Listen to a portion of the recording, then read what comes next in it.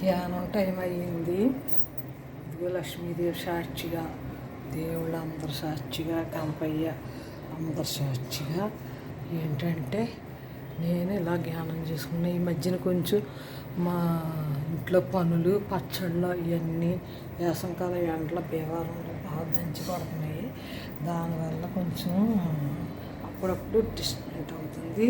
జ్ఞానం ఎక్కువ చేయట్లేదని అనాలి. కొద్ది కొద్దిగా చేస్తున్నాను.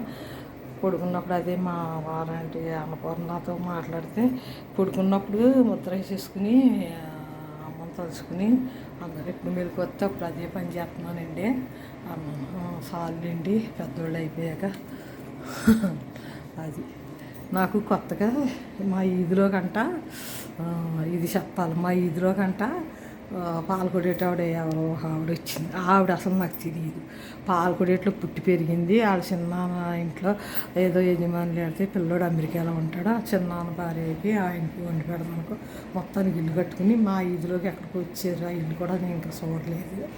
ఆవిడ ఏదో నన్ను మా పిన్ని చెప్పిందంటే నన్ను పరిచయం చేసుకుంటాకు వచ్చి ఆవిడ ఎన్నింటికి వస్తుంది? 5:30కే 6ంటికి కరెక్ట్గా నేను జ్ఞానంలో కూర్చుని టయానికి వస్తున్నది. మా కొత్తలో మొహవాటం కదా, చెప్పలేం కదా, చెప్పలేదు. తర్వాత చెప్పారు నేను 6ంటికి జ్ఞానంలోకి వెళ్ళిపోతానంటే 5:30కి మొక్కలకు నీళ్ళు వేసుకుంటాను. 5ంటికి పనులు రారు కదా, ఒక్కోసారి మొక్కలకు నీళ్ళు వేయవలసి వస్తుంది. పోసుకుని ఆ తర్వాత జ్ఞానంలోకి వెళ్ళిపోతాను. స్నానం చేసి లేకపోతే మొహం కడుక్కొని వెళ్ళిపోతాను.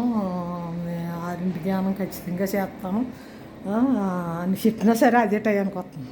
మా పిన్న అంటుంది మా అన్న ఏదో సోదరులు అందరికీ సోదరేంటి జ్ఞానంలో పండితం అక్కడ గుడ్డ చుట్టాల సోది ఎక్కువ.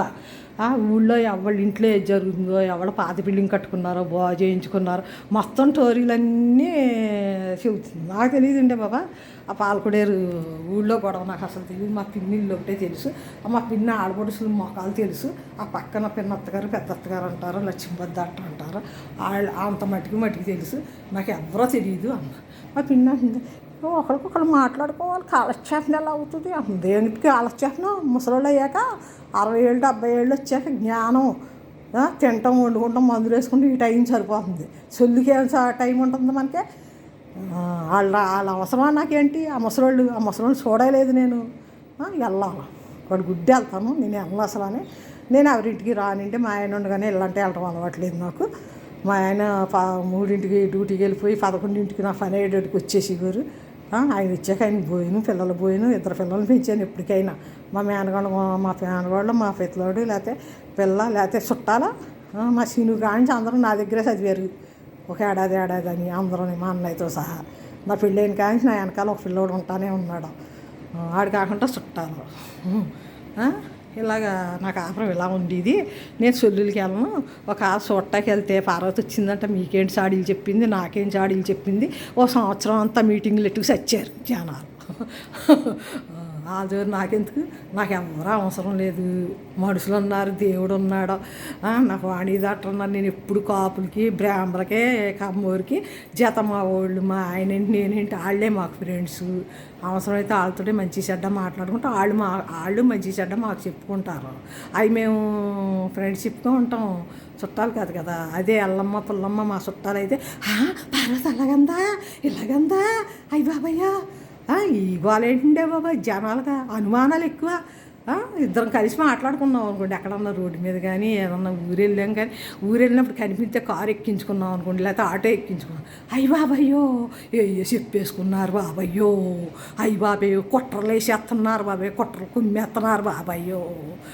ఇదేం కావాలంటే ఏం జ్ఞానం పండినట్టు? ఏ అనుమానం ఉందంటే జ్ఞానం లేదు. నీకు మనుషుల మీద అనుమానం ఉందంటే జ్ఞానం లేదు. ఎప్పుడో ఎవరో ఏదో అన్నారు, అక్కడితో సరిపెట్టుండి. అంతేగాని అదే జీవితాంతం చచ్చిదాకా తలుచుకుంటాం చచ్చిపోతాం. ఇంకేముంది మన బతికి? జ్ఞానం చేయండి అమ్మ, జ్ఞానం చేయండి, మంచిది. జ్ఞానం చేసుకోండి, ఆరోగ్యానికి మంచిది, ఆత్మానికి మంచిది, అన్నీ మంచిది. అమ్మ చెబుతున్నారు కదా, కడుపు కడుక్కోండి, ఇల్లు శుభ్రం చేసుకోండి, లోపల శుభ్రం చేసుకోండి, కడుపు శుభ్రం చేసుకోండి, ఆత్మ శుభ్రం చేసుకోండి. ఇంతలా చెబుతూ ఉంటే ఇంకా ఊరి మీద గొడవలు కావాలంటే ఊరి మీద సొల్లుని చిచ్చే ఎంతో బట్ట ఎట్టిందంట. ఆ బట్ట కొట్టు చీల్చి కడుపు చీల్చి ఈ చీల్చి 2-3 కొట్లుంటే కెలికేసి బట్టలు కొనలేదు, ఏం కొనలేదు, పోయారు. ఏదత్త అత్త చేరెట్టింది అనుకోండి, నచ్చితే కట్టుకోండి, లేకపోతే ఆతలాడేయండి. అంతేగాని ఈ సోదిలేంటల్లా జ్ఞానంలో పండి సావక రోగాలు తెచ్చుకోండి.